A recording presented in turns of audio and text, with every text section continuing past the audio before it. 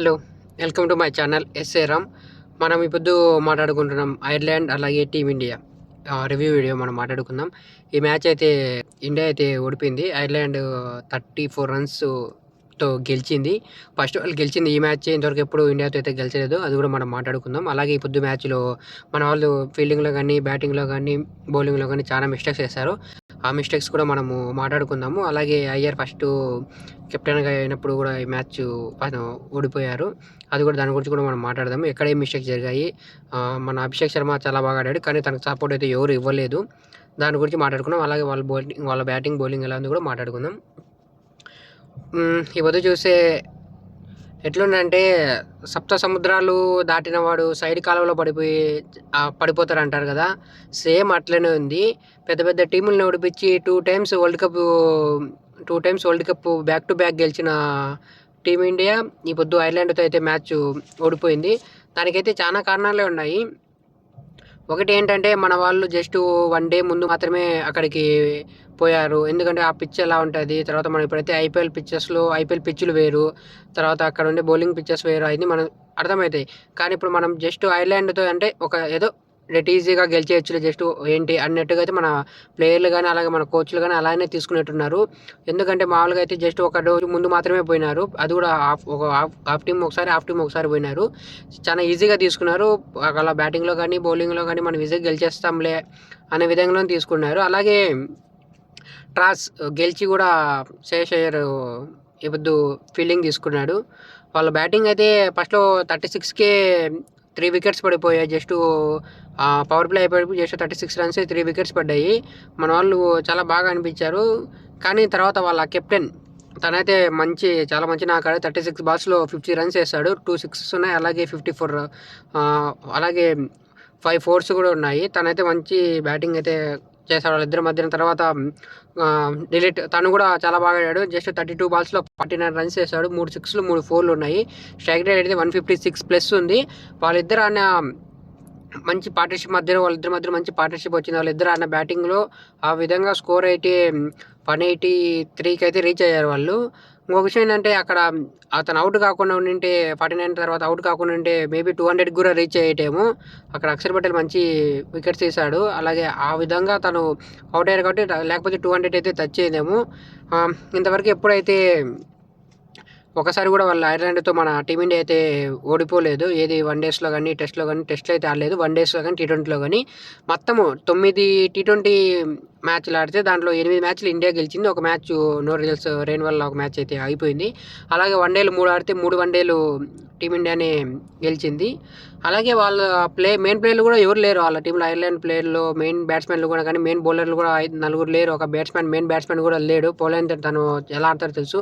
తను main batsmen తను కూడా లేడు. కానీ వాళ్ళు మంచి బ్యాటింగ్ కానీ బౌలింగ్లో కానీ అన్ని విధాలుగా చాలా బాగా ఆకట్టుకున్నారు. ఒక క్యాచ్ ఒకటి వదిలేశారు. కానీ చాలా బాగా అయితే మిగతా అన్ని విషయాలలో బ్యాటింగ్లో కానీ బౌలింగ్లో కానీ అన్ని విషయాలలో చాలా పర్ఫెక్ట్గా పిచ్ని అర్థం చేసుకున్నారు. స్లో కట్టర్స్ వేయడంలో కానీ స్లో డెలివరీస్తోనే చాలా వరకు అవుట్ చేశారు. అది చాలా పిచ్ని ఎలా యూజ్ చేసుకోవాలో అలా బాగా యూజ్ చేసుకున్నారు. బౌలర్స్ బ్యాట్స్మెన్లు అందరూ చాలా బాగా చేసి 183 రన్స్ బోర్డు పైన అయితే పెట్టారు. తర్వాత మన బౌలర్స్ కూడా చాలా బాగా బౌలింగ్ చేశాడు. ఒకటి ఏంటంటే సుందర్ ఎందుకు టీంలో ఉంటాడని అర్థం కాలేదు. తను బ్యాటింగ్ అంటే ఏం ఆడలేదు. బ్యాటింగ్లో కూడా పెద్ద రన్స్ అయితే ఏం చేయలేదు. అలాగే బౌలింగ్ అంటావా జస్ట్ ఒక ఓవర్ అక్షర్ పటేల్ ఒక ఓవర్ శ్రేయస్ అయ్యర్ ఆ ఒక ఓవర్ కూడా 16th ఓవర్ ఇచ్చాడు. అది కూడా ఆల్రౌండర్గా పెట్టుకున్నాము, బౌలింగ్ కూడా వేపియాలని ఇచ్చినట్టున్నాడు. ఆ ఒక్క ఓవర్లో 19 రన్స్ వచ్చాయి. ఒక నోబాల్ వేశాడు, ఫుల్ టాస్ నోబాల్. ఆ నోబాల్ 6 వచ్చింది. తర్వాత మళ్ళీ వైడ్ వేశాడు, మళ్ళీ బౌండరీ వచ్చింది. ఆ ఓవర్లో మొత్తం 19 రన్స్ వచ్చాయి ఒక్క ఓవర్లో. ఇంకా మళ్ళీ తర్వాత అయ్యారు ఇంకా బౌలింగ్ వేయలేదు. అలాగే దాని తర్వాత నెక్స్ట్ ఓవర్లో మళ్ళీ 27 రన్స్ వచ్చాయి. ప్రసిద్ధ్ కృష్ణ వేసిన ఓవర్లో 27 రన్స్ వచ్చాయి. తను ఒక 4 తర్వాత సింగిల్ మళ్ళీ 4 3 సిక్స్లు ఇచ్చాడు. ఆ ఓవర్లో 27 రన్స్ వచ్చాయి. జస్ట్ ఆ 16-17 ఓవర్లో మాత్రమే 46 రన్స్, ఆ 2 ఓవర్లకే 46 రన్స్ వచ్చాయి. తర్వాత అక్షర్ పటేల్ వచ్చి మళ్ళీ కంట్రోల్ చేసి వికెట్లు తీసి తను కంట్రోల్లో పెట్టి 200+ పోకుండా అయితే చేశాడు. ఒకవేళ లేకపోతే 200+ పోయిండేటి. తర్వాత ఓవర్లో 4 రన్స్ వచ్చాయి. తర్వాత మళ్ళీ 2 రన్స్ వచ్చి తన బౌలింగ్ అయితే బాగా వేసి కట్టర్లో పెట్టాడు. అలాగే టీమిండియా బ్యాటింగ్కు దిగినప్పుడు అభిషేక్ శర్మ చాలా మంచి టచ్లో అనిపించాడు. 20 బాల్స్ 50 రన్స్ చేశాడు. 7 4లు ఉన్నాయి, అలాగే 2 6లు ఉన్నాయి. స్ట్రైక్ రేట్ కూడా 250+తో ఆడాడు. తను ఒక్కడే ఆడాడు అంటే తను, తర్వాత శివన్ దుబే ఒక కొంచెం అనేది ట్రై చేశాడు. తను 14 బాల్స్లో 25 రన్స్ చేశాడు. 2 6లు ఉన్నాయి, ఒక 4 ఉంది. స్ట్రైక్ రేట్ 180 ఉంది. వీళ్ళిద్దరే కొంచెం ఏదైనా బ్యాటింగ్లో ఏమైనా కల్పించింది వీళ్ళిద్దరే. సంజు శాంసన్ అయితే జస్ట్ ఒక 4 కొట్టాడు. తను బయటికి వెళ్ళే బాల్ని తెచ్చడం వల్ల తనైతే అవుట్ అయిపోయాడు. తర్వాత వచ్చిన కిషన్ కూడా తను కూడా అంతగా ఏమవ్వలేదు, జస్ట్ ఒక రన్కి తను కూడా అవుట్ అయిపోయాడు. తర్వాత శ్రేయస్ అయ్యర్ తను కూడా కెప్టెన్గా ఆడిన మ్యాచ్ కూడా తను అంత పర్ఫార్మెన్స్ అయితే తన దగ్గర నుంచి కూడా రాలేదు. జస్ట్ 7 బాల్స్కి 3 రన్స్ మాత్రమే చేసి తను అవుట్ అయిపోయాడు. తిలక్ వర్మ 21 బాల్స్ ఆడి జస్ట్ 19 రన్స్ చేస్తాడు. దాంట్లో 3 4లు ఉన్నాయి. తను కూడా మరీ ఆసక్తిగా తను ఎక్స్పెక్ట్ చేసినంత అయితే తన దగ్గర నుంచి కూడా రాలేదు ఈ మ్యాచ్లో. తర్వాత చూసుకుంటే శివన్ దుబే తనైతే కొంచెం ఆడాడు. 14 బాల్స్లో 28 రన్స్ చేశాడు. 2 6లు, ఒక 4 ఉంది. స్ట్రైక్ రేట్ కూడా 170+ ఉంది.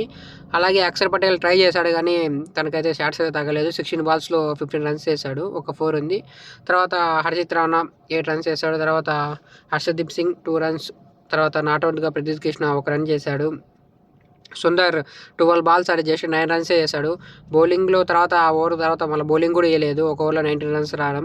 ఎందుకైతే సుందర్ని ఎందుకు పెట్టుకుంటానో అర్థం కాలేదు. తన బదులు రవి బిష్ణోయ్ అంటే తను బౌలింగ్ వేస్తాడు, వికెట్స్ కూడా పడతాయి కదా. ఆల్రౌండర్ అంటే బ్యాటింగ్లో కూడా చేసింది అయితే ఏం లేదు సుందరు. తన బదులు తను పెట్టుకుంటే బౌలింగ్ ఆఫీసర్ వికెట్లు తీస్తాడు కదా. మళ్ళీ ఏం ఆలోచిస్తున్నారో తెలియదు. వైభవ్ సూర్యవంశీ అయితే ఈ మ్యాచ్లో లేడు. డిసిషన్స్ అయితే చాలా కఠినంగానే తీసుకుంటారు మన కోచెస్. అనొచ్చు మేబీ మళ్ళీ ఆడిపించినప్పుడు ఎందుకు తీసుకుపోవాలా, నెక్స్ట్ మ్యాచ్ ఆడిపిస్తారా లేదా అని అనొచ్చు. కానీ తను ఆడిపోయకపోవడం కూడా ఒక రీజన్ అయితే ఉంది. ఎందుకంటే తను తీసుకెళ్ళింది కొంచెం టీమిండియాకి పెద్ద పిల్లలకి అలవాటు పడతాడు. కొంచెం డ్రెస్ రూమ్స్ కానీ తర్వాత మ్యాచెస్లో కానీ ఎలా ఏంటి అనేది కొంచెం అలవాటు పడుతుందని చెప్పి తను తీసుకెళ్లారు. మేబీ నెక్స్ట్ మ్యాచ్లో కూడా ఆడిస్తారో లేదో తెలియదు. మేబీ ఆడిస్తారో అని అనుకుంటున్నా. చూద్దాం మళ్ళీ ఏమవుతుందో. మన బౌలింగ్ కూడా చూసుకుంటే హర్షదీప్ అయితే చాలా బాగా వేశాడు. 4 overs వేసి జస్ట్ 28 రన్స్ ఇచ్చి 2 వికెట్స్ కూడా తీశాడు. వికెట్స్ అయితే పడ్డాయి. తర్వాత హర్షిత్ రాణా తను కూడా బాగా ఇంజురీ నుంచి వచ్చిన తర్వాత కూడా తను కూడా మంచి బౌలింగ్ వేశాడు. 4 oversలో 24 రన్స్ ఇచ్చి 3 వికెట్స్ అయితే తీశాడు. ప్రసిద్ధ్ కృష్ణ చాలా ఎక్స్పెన్సివ్గా ప్రూవ్ అయిపోయాడు. జస్ట్ 4 oversలో 57 రన్స్ ఇచ్చేశాడు. తను సరిగ్గా లెన్స్లో అయితే వేయడం లేదు, షార్ట్ పిచ్ బాల్ వేస్తే వేయడం లేదు. తను లెంత్లో అయితే అసలు పడడం లేదు. బౌలింగ్ అయితే తను ఎలా వేస్తున్నాడో అర్థం కాలేదు. చాలా ఎక్కువ రన్స్ అయితే లీక్ చేశాడు. అలాగే శివన్ దుబే తనైతే చాలా బాగా వేశాడు. 3 overs వేసి 18 రన్స్ ఇచ్చి 1 వికెట్ కూడా తీశాడు. తర్వాత అక్షర్ పటేల్ 4 oversలో 33 రన్స్ ఇచ్చి 2 వికెట్స్ తీశాడు. తను వేసిన లాస్ట్ 2 overs చాలా బాగా వేశాడు. ఆ వికెట్స్ తీయడం వల్ల అతను మంచి బౌలింగ్ రావడం వల్లనే 200+ రన్స్ అయితే పోకుండా వాళ్ళని కంటైన్ చేయగలరు. అలాగే సుందర్ 1 ఓవర్కి 19 రన్స్ ఇచ్చాడు. తను మన పవర్ ప్లేలో మనకు 68కి 3 వికెట్స్ పడ్డాయికి 68 రన్స్ ఉన్నాయి 6 ఓవర్స్కి. మన వాళ్ళు అయితే ఆల్అౌట్ అయిపోయారు. 34 రన్స్తో అయితే ఓడిపోయారు. అలాగే చూసుకుంటే వాళ్ళ కెప్టెన్ ఐర్లాండ్ కెప్టెన్ 3 మ్యాచెస్ తను కెప్టెన్ చేస్తే 3 మ్యాచెస్లో 50 చేశాడు తను. అది చాలా బాగుంది. అలాగే వాళ్ళ బౌలింగ్ కూడా చాలా బాగా చేశారు. ఫీల్డింగ్ కూడా చాలా బాగా చేశారు. కట్టర్లు వేయడం కానీ స్లో డెలివరీస్ కానీ చాలా బాగా యూజ్ చేసుకున్నారు. బౌలింగ్ అయితే చాలా బాగా వేశారు ఐర్లాండ్ వాళ్ళు. అలాగే మనం చూసుకుంటే మన టీమిండియా తరపున కెప్టెన్గా చేసిన ఓడిపోయిన మ్యాచ్లలో విరాట్ కోహ్లీ 2017లో కెప్టెన్గా చేసినప్పుడు ఇంగ్లాండ్తో తన ఫస్ట్ కెప్టెన్గా చేసిన మ్యాచ్లో ఓడిపోయాడు. తర్వాత చూసుకుంటే రిషబ్ పంత్ 2022లో సౌత్ ఆఫ్రికాతో తను కెప్టెన్సీ చేసి కెప్టెన్గా చేసినప్పుడు ఆ ఫస్ట్ మ్యాచ్ ఓడిపోయాడు తను. అలాగే తర్వాత సుమన్ గిల్ 2024లో మనం కప్పు గెలిచిన తర్వాత తను వెళ్ళేప్పుడు అప్పుడు అంత టీం అయితే లేదు, కొంచెం నార్మల్ టీమ్గా ఉండింది. ఇప్పుడు ఉన్న టీం అయితే చాలా బెస్ట్. అప్పటికన్నా తను అప్పుడైతే ఆ మ్యాచ్ జింబాబ్వేతో ఓడిపోయారు 2024లో తను కెప్టెన్గా ఉన్నప్పుడు. ఇప్పుడు 2026లో శ్రేయస్ అయ్యర్ కెప్టెన్గా ఉన్నప్పుడు ఐర్లాండ్తో అయితే మ్యాచ్ అయితే ఓడిపోయాడు. మన వీళ్ళు కెప్టెన్గా చేసిన వీళ్ళు ఫస్ట్ మ్యాచెస్ వీళ్ళు అయితే ఓడిపోయారు. విరాట్ కోహ్లీ, పంత్, గిల్ అలాగే అయ్యర్. ఇంకొక విషయం ఏంటంటే టీమిండియా నెక్స్ట్ మ్యాచ్ 28న ఆడుతుంది. మళ్ళీ మేబీ దాంట్లో ఏమైనా చేంజెస్ చేస్తారో లేకపోతే సేమ్ టీంతో పోతారో కూడా చూడాలా.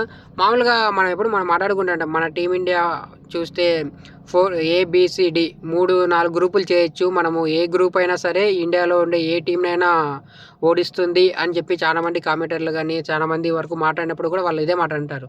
టీమిండియా టీంని 4 పార్ట్స్ చేసినా కానీ ఏబిసిడి చేసినా కానీ డి టీం అయినా కానీ ఏ టీంతో అయినా గెలుస్తుంది, బయట ఉన్న ఏ టీంలతో అయినా గెలుస్తుంది, ఏ ఇంటర్ టీంలతో అయినా అంటారు. కానీ మేబీ ఇప్పుడు టైం బ్యాడ్ మ్యాచ్ అయితే మన వాళ్ళు గెలిచలేకపోయారు. మన పర్ఫెక్ట్ బెస్ట్ టీం అయినా కానీ మన వాళ్ళు చేసిన తప్పిదాలు ఫీల్డింగ్లో కానీ తర్వాత బౌలింగ్లో కానీ బ్యాటింగ్లో అన్ని విధాలుగా 3 విధాలుగా అయితే మన వాళ్ళు ఇప్పుడు తప్పులు చేశారు. చాలా లేజీగా ఈజీగా తీసుకున్నట్టున్నారు. మేబీ ఇది కూడా ఒక మంచిదే. నెక్స్ట్ నుంచి కొంచెం టైట్గా వేరే మ్యాచ్లు అందుకు కూడా కొంచెం స్ట్రిక్ట్గా ఉంటారు. చూద్దాం మళ్ళీ మేబీ నెక్స్ట్ మ్యాచ్ 28 ఉంది. ఆ పొద్దు మ్యాచ్లో ఏమైనా టీమ్ చేంజెస్ జరుగుతాయో లేకపోతే సేమ్ టీంతో ఆడతారో చూద్దాం. అలాగే మన ఛానల్ని కొత్తగా చూస్తుంటే మన ఛానల్ సబ్స్క్రైబ్ చేసుకోండి, బెల్ ఐకాన్ కొట్టి పెట్టుకోండి. మన వీడియో అప్లోడ్ చేయగానే మీ నోటిఫికేషన్లో తొందరగా వస్తుంది. అలాగే ఇంతవరకు మన వీడియోని చూస్తుంటే ఒక లైక్ చేయండి. మీరు చేసే ప్రతి లైక్ వల్ల నాకు బూస్ట్ అనేది వస్తూ ఉంటుంది. ఇంకా కొత్త వీడియోస్ తొందరగా ఏ న్యూస్ వచ్చినా కానీ మీకు వీడియో చేసి మీకు అప్లోడ్ చేస్తాను. ఓకేనా? ఇంతవరకు మన వీడియోని చూస్తాండి. Thank you.